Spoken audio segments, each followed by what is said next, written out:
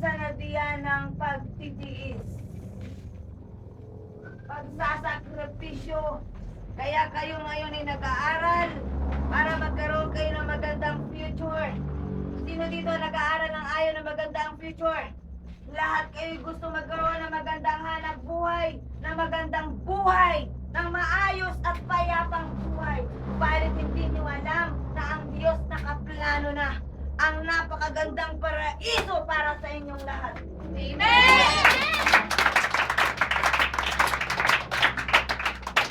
Sa simula pa nilikha ng Diyos, ang tao'y nakahanda na ang lahat ng kailangan ng tao. Wala nang paghihirapan ng tao sapagkat nandun na. Maging ang kakainin ay nandun na. Inilagay na ng Diyos. Subalit sa isang maling desisyon ginawa ni Eva at ni Adan na wala ang lahat ng kagandahang nilikha ng Diyos para sa tao.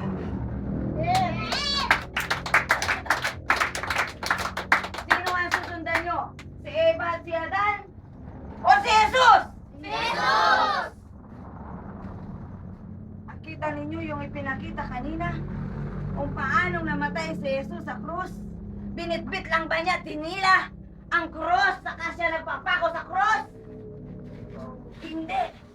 Nakita niyo kung paano nagka-gula-gulanit ang kanyang laman.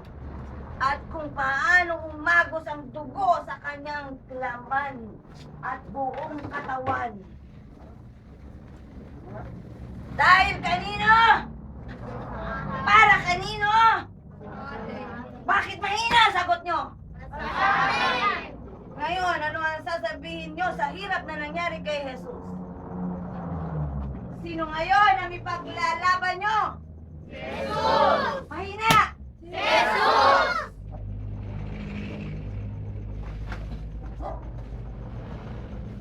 Si Jesus. Noon, ngayon at magpakailanman, si Jesus ay hindi nagbabago. Mahal na mahal na mahal kayong lahat ni Jesus. Amen!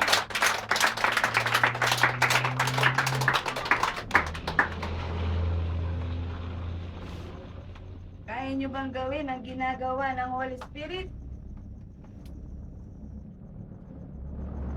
Kaya nyo bang gawin ang ginagawa ng banal na Espiritu?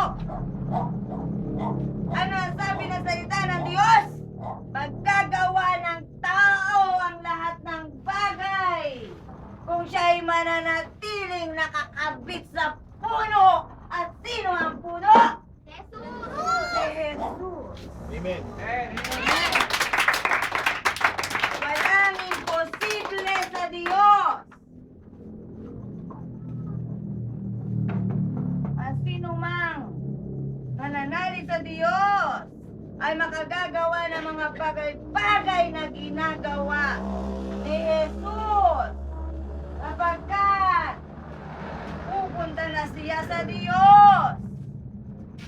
Anong ginawa ni Jesus? Nagpalayas ng demonyo, nagpagaling ng may sakit, gumawa ng mga himala at kababalaghan. Kaya nyo bang gawin ang ginagawa ni Jesus? Kaya. Kaya. Kaya nyo ba? Kaya! Amen.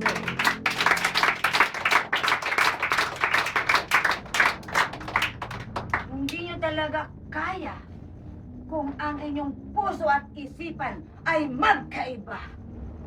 Ang puso nyo'y nasa Jesus, upalit ang isip ninyo ay nasa pakikipaglaban sa kung ano-anong mga katuwirang walang kabuluhan. Puso at isip ay dapat magkaisa, ipaglaban si Jesus sa anumang panahon. Yan lamang ang tanging gagawin ninyo, wala nang iba. Amen.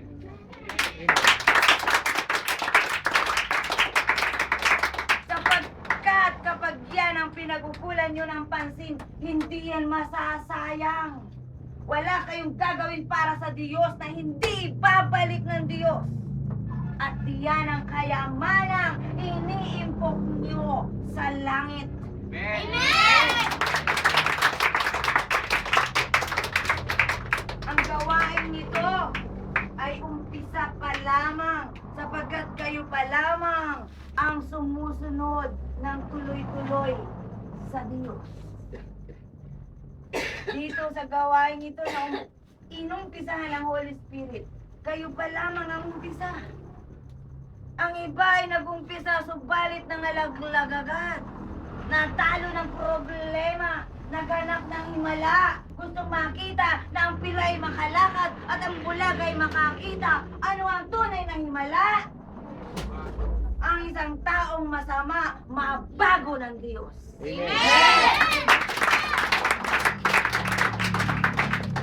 Ang isang taong walang direksyon, mabigyan ng direksyon ng Diyos.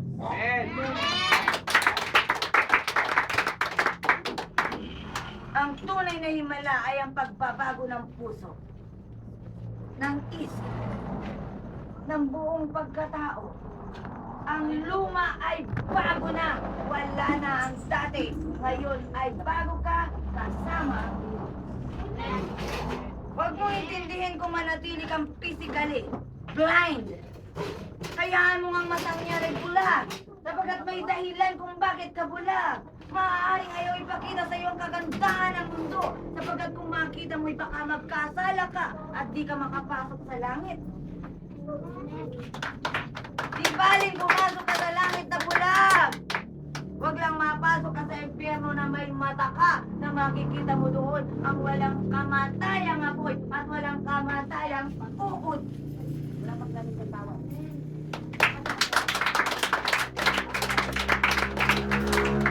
Make up your mind. Kung anong pagtitiis nyo dito, pag kayo ay namatay, ang buhay pagkatapos dito ay meron pa. Ang tanong, anong klaseng buhay ang nag-iintay sa inyo? Yan ba'y buhay kasama ang Diyos? O buhay doon sa walang kamatayang buhay? Buhay sa impyerno. Huwag yung basta-basta hinanang ang impyerno, sapagkat ang impyerno higit pa sa kung ano ang hirap nyo rito. Ang impyerno ay lagakan ng mga tao hindi tumatalima sa sinasabi ng Diyos. Tinatawag na matigas pa ang ulo at ang katuwiran doon sila sa kung ano ang pinaniniwalaan nila. Uulitin ko, huwag niyong iisipin basta-basta lamang ang impyerno. Ang impyerno kahit magsisi ka, wala na. Wala ka ng pag-asang makaalis pa doon. Iyon ang pagsisisihan mong walang katapusan. Kaya kung gusto niyo magsisi ngayon pa lamang dito sa lupa, magsisi na kayo. Humingi na kayo ng tawad sa Diyos para maibalik ang grasya ng Diyos sa buhay niyo. Amen!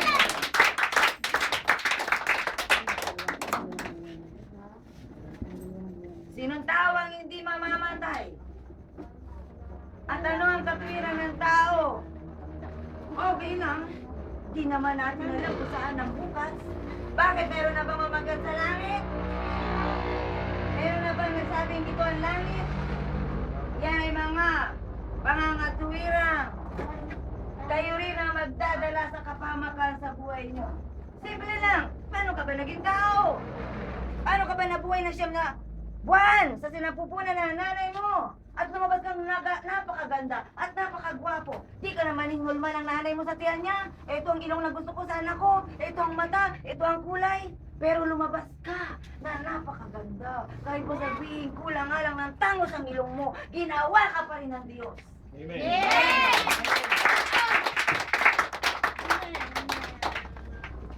Tama na ang pagtatalo-talo. Kung gusto nyo magtanong, buksan ang banal na kasulatan, basahin niya. Nandyan ang mga kasagutan sa naguguluhan yung isipan. Yes!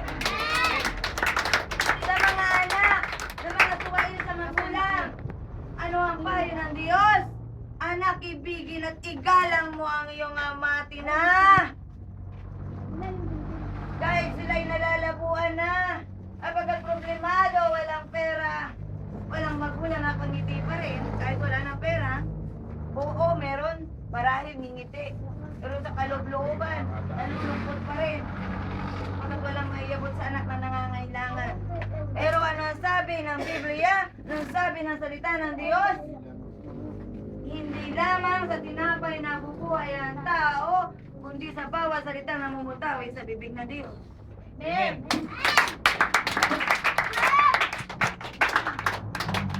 Pero ano ang nangyayari? Puro tinapay na lamang ang hinahanap. Puro pagkain, pang-physical. Wala nang pagkain pang-spiritual na siyang pinaka-mahalaga sa lahat. Ang pagkain pang-spiritual ay hindi nawawala ng bisa, hindi nawawala ng saysay, sapagkat kahit ka mamatay, yan pa rin ang magdadala sa'yo sa buhay na walang hanggan. Kaya mga anak na wala lang, okay lang, nag-aaral eh, may pera kasi. Sapat ba yun? Nasaan si Jesus? Nasaan si Jesus? Nasa puso ng tao. Dala mo ba si Jesus? Nasaan ang puso mo? Oh, andyan si Jesus. Sa ngiti pa lang ni malalaman mo, dala na niya si Jesus. Amen. Amen. Gwapo ba siya? Gwapo! At ang tunay na nagpapagwapo sa kanya ay si Jesus. Amen.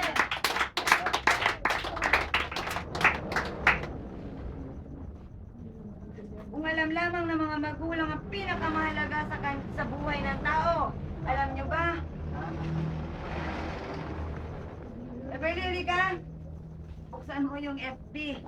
Hanapin mo doon yung bata na nagdadasal ng Our Father. Bilis, Beverly! Tuturo sa iyo. Sino hindi nakakalam? Taas ang kamay ng Our Father. Sino ang hindi nakakalam ng Our Father? At tuturuan ko kayo sapagkat yan ang salitang itinuro ng Diyos. Sige. Okay lang. Maniniwala ba kayo na ang 2 taong gulang na bata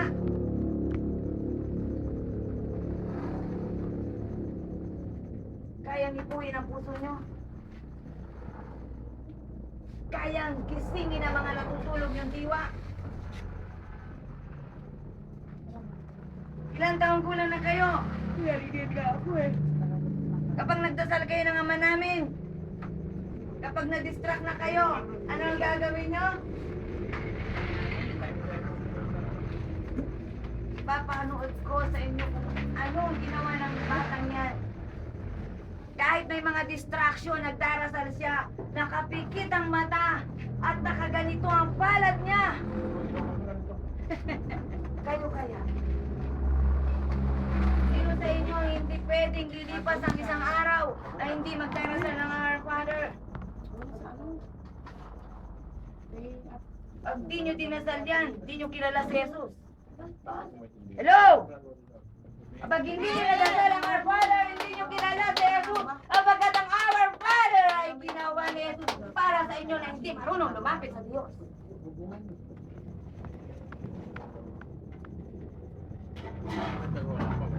Ama namin, sumasalangit ka, sambahin ang ngalan mo, mapasa amin ang kaharian mo, sundin ang loob mo, dito sa lupa para nang nasa langit. Bigyan mo kami ngayon ng aming kakanin sa araw-araw. Patawarin mo kami sa aming mga sala, para ng pagpapatawad namin sa nagkakasala sa amin. At huwag mo kaming ipahintulot sa tukso at ilayo mo kami sa lahat